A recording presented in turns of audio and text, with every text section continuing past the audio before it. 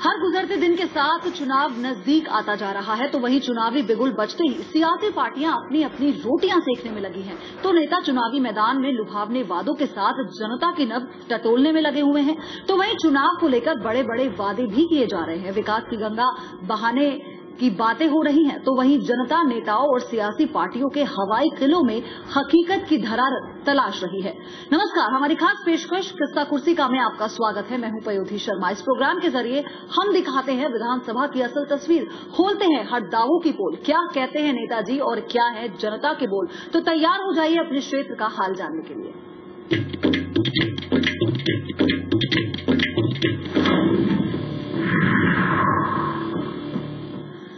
तो चलिए शुरुआत करते हैं हरदा विधानसभा क्षेत्र से। विधानसभा मध्य प्रदेश का हरदा विधानसभा सभी कांग्रेस का गढ़ हुआ करता था, लेकिन बाद में इस सीट पर बीजेपी ने अपना कब्जा कर लिया। पिछले कई सालों से यहां बीजेपी की ही सत्ता है, लेकिन विकास के नाम पर यहां ज्यादा कुछ दिखाई नहीं देता, जिससे जनता में कांग्रेसी भी विधायक पर भ्रष्टाचार के आरोप लगा रहे हैं। आगामी चुनाव को देखते हुए भी आरोप प्रत्यारोप का दौर जारी है और बीजेपी के लिए कांटों भरा सफर हो सकता है।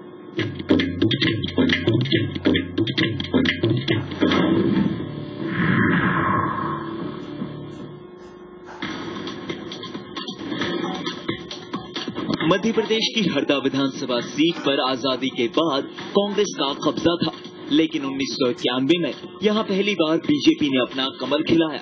वर्तमान विधायक कमल पटेल को पहली बार मध्य प्रदेश के पूर्व राजस्व मंत्री विष्णु राजौरिया के खिलाफ मैदान में उतारा गया, तो इसे कांग्रेस की एक तरफा जीत मानी जा रही थी। लेकिन राजनीति में पासा ऐसा उल्टा पड़ा कि विष्णु राजौरिया को हार का सामना करना पड़ा। बाद में इस सीट पर किसी कांग्रेसी नेता को जीत नसीब नहीं हुई। पिछले 20 सालों से 4 बार कमल पटेल लगातार जीत हासिल कर रहे हैं और मध्य प्रदेश सरकार में 2 बार मंत्री भी रह चुके हैं।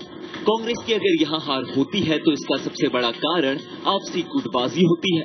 अपने चहेते को टिकट न मिल पाने की वजह से 0.31% वोटों के साथ जीत हासिल हुई। इस साल कांग्रेस के हेमंत ताले को टिकट दिया गया, लेकिन उन्हें भी महज 32.39% वोट ही मिल सके और हार हासिल हुई। निर्दलीय उम्मीदवार बद्री पटेल को 14.44% वोटों के साथ तीसरा स्थान हासिल हुआ। हरदा की समस्याओं की बात करें तो बीजेपी के इस गढ़ में समस्याओं की कमी नहीं है। यहाँ की अधिकतर आबादी खेती पर निर्भर है।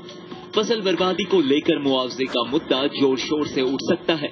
शहर के बीचों बीच रेल लाइन है, जहाँ के फाटक पर घंटों जाम लगा रहता है। सालों से यहाँ ओवरब्रिज की मांग की जा रही है, लेकिन इस ओर विधायक जी का ध्यान नहीं गया। यहाँ की अवैध कॉलोनियां अभी तक वैध नहीं हुई हैं, जबकि 2 बार मुख्यमंत्री ने घोषणा भी की, लेकिन कोई फायदा नहीं हुआ, जिससे लोगों में खासी नाराजगी है।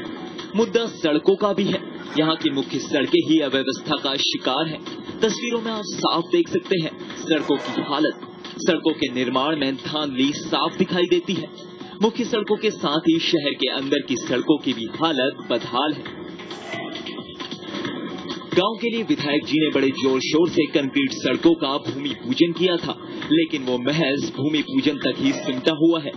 शहर के पार्कों की हालत भी खराब है। उनके रखरखाव की ओर कोई ध्यान नहीं दिया जा रहा। युवाओं के लिए संकल्प सम्मेलन तो रखा जाता है, लेकिन उनकी शिक्षा की ओर कोई ध्यान नहीं दिया गया। न ही कृषि और न ही मेडिकल कॉलेज खोले गए, जिससे छात्रों में काफी नाराजगी है। इलाके में उद्योग धंधों की ओर भी कोई ध्यान नहीं दिया गया।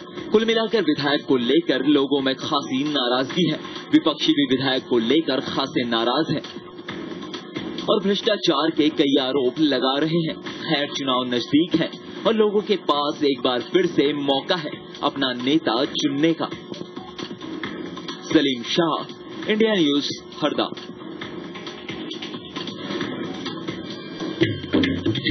सीट पर जनता बीजेपी को लगातार चुनती आ रही है। बावजूद इसके इलाके में विकास दिखाई नहीं देता, लेकिन बीजेपी के विधायक साहब विकास के दावे करते हैं। आप खुद ही सुन लीजिए विधायक जी की क्या वाणी है।